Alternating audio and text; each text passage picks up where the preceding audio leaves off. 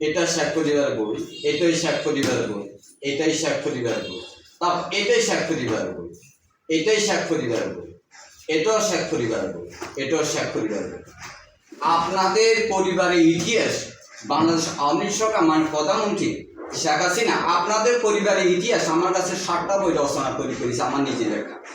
তবে একটা কথা বলি, আজকে যে 15 আগস্ট এর সৃষ্টি হয়েছে একমাত্র কারণটা কি বুঝেন?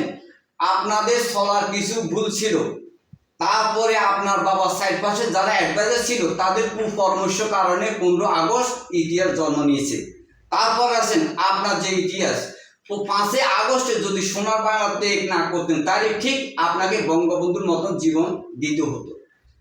আপনাকে আমি ভালোবাসতাম, এখন আর বাসি না। কারণটা কি জানেন? হেফাজত আপনার দায়িত্বশীলতা ছিল, তারপরে পিলথানা, তারপরে যায় ছাত্র আন্দোলন কোটা, তারপরে হয়েছে বেগম জিয়ার, তারপরে হচ্ছে দেওয়ান সাইদি, এটা আপনার নির্দেশনা হয়েছে।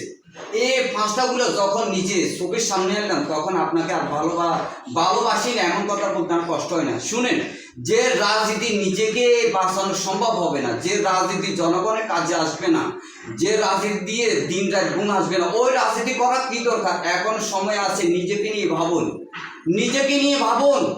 আর নিজে কি করেছেন আপনি ক্ষমতা আসা পর্যন্ত এগুলা ভাবেন। যদি আপনি নিজেকে সুস্থভাবে ভাবতে দেন যে আমার রাজনীতি জীবনে কি করেছি, আমি অন্যায় করেছি নিয়ে করেছি, তাহলে আপনার সমাধান আপনি পাবেন।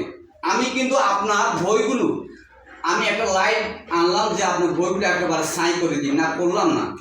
কারণ কি জানেন? আমি আর করলাম না, এই বইগুলো আর খুললাম না। তবে একটা কথা বলি, এখনো সময় আছে, নিজেকে নিয়ে ভাবুন আর রাষ্ট্রের জন্য ভাবুন। যা করেছেন